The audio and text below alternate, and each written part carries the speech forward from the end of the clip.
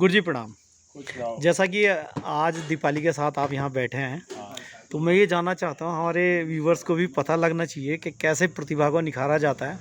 आप बहुत टाइम से बॉक्सिंग से जुड़े हैं। बिरला विद्या मंदिर में जब से आपकी सेवाएं रहीं, तभी से आपने अपने जीपीएफ निकाल के भी टूर्नामेंट्स कराए हैं और तमाम खिलाड़ी आज अंतर्राष्ट्रीय स्तर पर जो है आपके स्टूडेंट्स जो है भारत का परचम लहरा रहे हैं।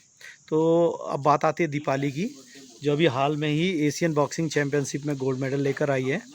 तो सर, हम ये जानना चाहते हैं कि जो आपने एनसीएस एकेडमी बनाई, तो उसके पीछे क्या आपका प्रयोजन था और ये कब से आपने चालू किया? भाई, हमारा कहना तो यही था कि किसी भी तरीके से बच्चों को जो है ये बॉक्सिंग के अंदर लाया जाए, और दूसरे भी खेल हैं हमारे पास में ऐसे, लेकिन हमने बॉक्सिंग को इसलिए चुना क्योंकि ये इंडिविजुअल गेम है और इसमें हमको अच्छे रिजल्ट मिलेंगे। इसीलिए हमने बॉक्सिंग एकेडमी बनाई यहाँ पर स्नोव्यू के अंदर जी। और उसके अंदर हम देखते हैं कि काफ़ी अच्छे उसके रिजल्ट्स भी अच्छे हैं जी। और हम तो 1970 से लगे हुए हैं इसके पीछे। जी। सबसे पहले तो यूपी में स्टार्ट किया हमने। जी। अच्छा, ये एकेडमी जो आपने इस्टेब्लिश की सर, ये कौन से सन में, किस टाइम पे किया आपने, थोड़ा सा उसके बारे में? ये हमने किया करीब 76 से ही चल रही है। पहले एक क्लब थी, नैनीताल बॉक्सिंग क्लब जी, उसके नाम से चल रही थी। जी, फिर हमने जाकर के अभी करीब 5 साल पहले इसको एनसीएस एकेडमी का नाम दिया जी, और ये अभी बहुत अच्छा कर रही है।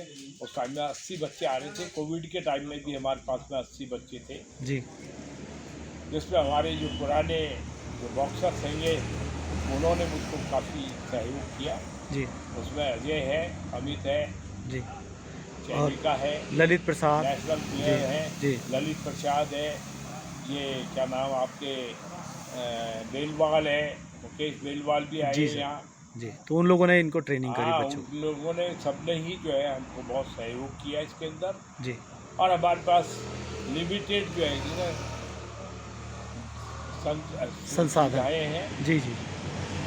ठीक सर, थैंक यू सर। थोड़ा अपने बारे में आप परिचय दें पहले। मेरा नाम रणजीत सिंह थापा है जी, और मैं दीपाली का फादर हूँ। जी। कहाँ पोस्टेड हैं आप? मैं वन दरोगा की पोस्ट तैनात हूँ मैं जी। नैनीताल वन प्रभाग में। अच्छा, और मनोरा रेंज में। ठीक है। और आवास आपका स्नोव्यू के आसपास ही कहीं? हमारा आवास है ग्रे हाउस कंपाउंड। अच्छा, स्नोव्यू। स्नोव्यू में। तो सर, कैसे आपके दिमाग में आया कि दीपाली को बॉक्सिंग कराई जाए, और कब की बात है, कब से दीपाली बॉक्सिंग कर रही है?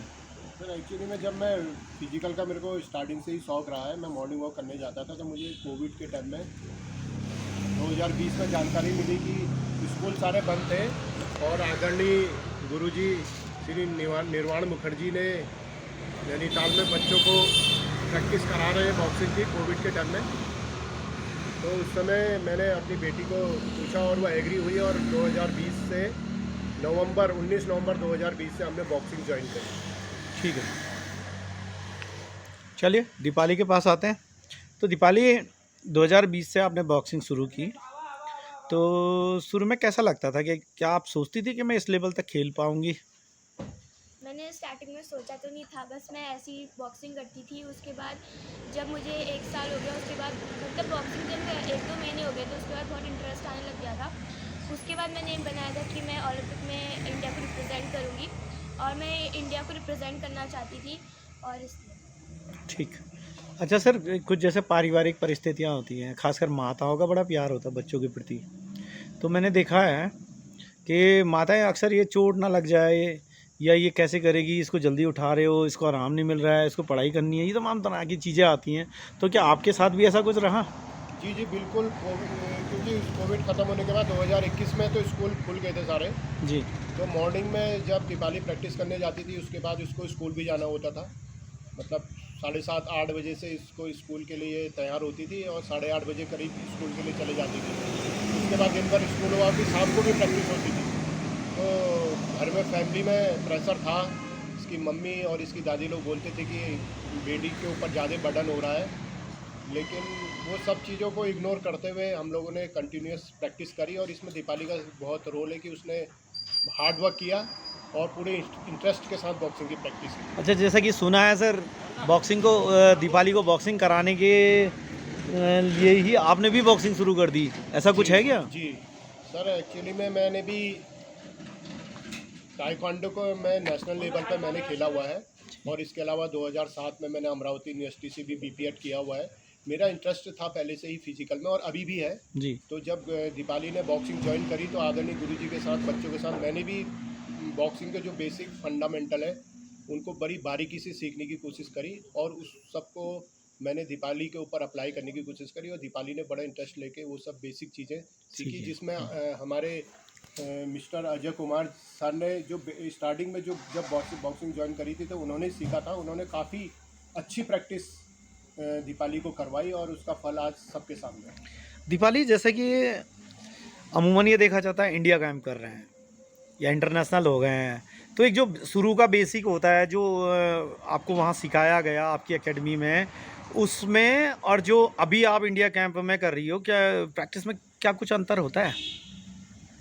अंतर उसमें ये होता है कि उसमें हमें ज़्यादा सर टेक्निकल बहुत ज़्यादा बताते हैं कि हमें अपने जो बाउट है जिसके साथ होने वाले है उसके हिसाब से खेलना होता है जी। अगर वो अग्रेसिव होता है तो हमें उसके साथ काम होकर और वैसे खेलना होता है, अगर वो नॉर्मल खेल रहा होता है तो उसके वैसे खेलना होता है। और हम जब ट्रेनिंग करते हैं तो हम ट्रेनिंग में सब एक साथ करते हैं, जैसे स्केल हो गई वो सब, और हम उसमें ये नहीं कहते कि हम पार्टनर के साथ जैसा करेंगे वैसा खेलेंगे। अच्छा, तो जिस टाइम पे यहाँ प्रैक्टिस आप करती थी तो यहाँ भी आपकी स्किल प्रैक्टिस वगैरह और तमाम टेक्निक्स वगैरह बताई जाती थी? तो अच्छा, एक जैसे इंडिया कैंप्स वगैरह में तो मेंटर भी होते हैं साइकोलॉजिकल, जो आपको थोड़ा सा ये जो प्रेशर होता है उसको रिमूव कराते हैं, तो आपको भी ऐसा है, मिलते हैं वहाँ मेंटर वगैरह? हमारे वहाँ फिजियो भी हैं, डॉक्टर्स भी हैं। हाँ। और हमारे वो भी थे, और कोचेस भी हमें जब कोई हार जाता था या कोई बाउट लूज़ कर देता था तो वो थोड़ा ऐसा उसको वो डीमोटिवेटेड होता था, तो सर और कोचेस उसे मोटिवेटेड करते थे, मोटिवेशन देते थे, और डॉक्टर्स और फिजियोज भी उनकी रिकवरी कराते थे अगर कोई इंजरी होती थी। जी। अभी जो आप पुणे में आर्मी स्पोर्ट्स इंस्टीट्यूट में हैं, तो वहाँ आपका क्या शेड्यूल रहता है, कितने टाइम प्रैक्टिस होती है? वहाँ हमारी 2 टाइम प्रैक्टिस होती है, सुबह 6:30 बजे और शाम को इवनिंग में। सुबह क्या कराते हैं? सुबह हमें ज़्यादातर फिजिकल करवाते हैं, इंडोरेंस वगैरह डेवलप करने के लिए, और शाम को टेक्निकल प्रैक्टिस।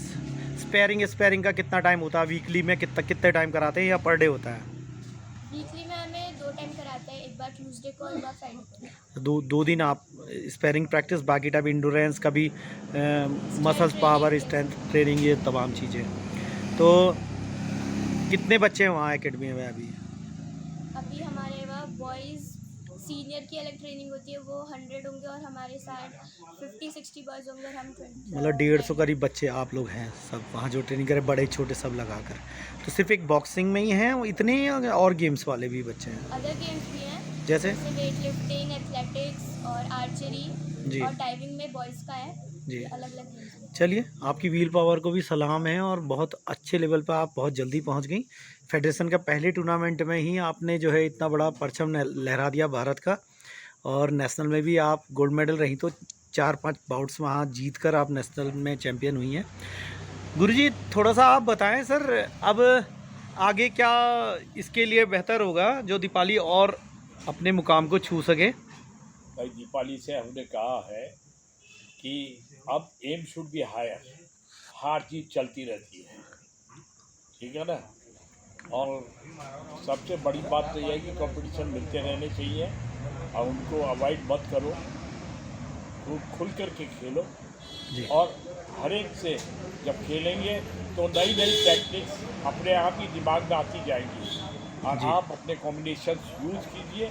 हाँ। उनको ज़्यादातर स्टेट लेफ्ट राइट जो है वो विलेज बच्चे हैं, उनको ज़्यादातर काम में लीजिए जी। साइड स्टेप से खेलिए, है आगे पीछे हटना सब कुछ ये उसके अंदर आना चाहिए। विद फॉर जी, ठीक है। अच्छा, जैसा कि सर भारत में है अमूमन जब हम वर्ल्ड चैम्पियनशिप खेलते हैं या एशियन चैम्पियनशिप खेलते हैं, कुछ भी क्रिकेट जैसे खेल में या अन्य खेलों में, तो बहुत ज़्यादा भारत के जो कंपनीज़ हैं, सरकार है, वो तमाम इनामी घोषणाएं भी करती हैं। क्या दीपावली के लिए भी ऐसा कुछ हुआ है? दीपावली को कहीं से कुछ स्पॉन्सरशिप या कुछ ऐसा कुछ हुआ है? ये हमारे गवर्नमेंट की भी वीकनेस है जी कि बच्चे को जब ये ओलंपिक में मेडल लाते हैं तब तो उनके ऊपर पैसों की बारिश करते हैं। दूसरे कंट्रीज़ 4 साल से बच्चे के ऊपर खर्च करना चाहते हैं और 18 साल होते हुए उसको ओलंपिक के अंदर जो है पार्टिसिपेशन करा देते हैं वो। जी जी और मेडल, तब हम एक एक मेडल के लिए तरसते हैं और वो एक एक आदमी 4-4, 5-5 मेडल ले जाता है। जी। तो कहीं ना कहीं ये गैप मुझे लगता है कि अभी तक दीपावली के लिए ऐसी कोई घोषणा भारत सरकार द्वारा या राज्य सरकार द्वारा नहीं हुई है। बच्चों को ट्रेनिंग देने की और छोटे छोटे बच्चों को स्टार्टिंग से, क्योंकि फ्लेक्सिबिलिटी शुरू से स्टार्ट होती है। जी हम लोग चाहते हैं कि 10, 12, 15 साल के बाद में उसको जो है लेकर के शुरू करें। जी तब तक इतनी फ्लेक्सिबिलिटी नहीं कर पाते बच्चे। चलिए ठीक है सर, इसके उज्जवल भविष्य की हम कामना करते हैं और हम चाहते हैं कि दीपावली जो है, दीपावली जैसे भी नैनीताल की बहुत सारी बॉक्सर्स या और अन्य खेलों में जो है हमारे देश का नाम रोशन करें और दीपावली की जो तमन्ना है वो भी पूरी हो और उनके परिवार को भी ढेर सारी शुभकामनाएं और बधाइयाँ सर। और जैसा कि आपका प्रण था, आपके पिताजी बहुत ज़्यादा जो है आपके ऊपर ध्यान देते थे, उनको भी विशेष बधाई।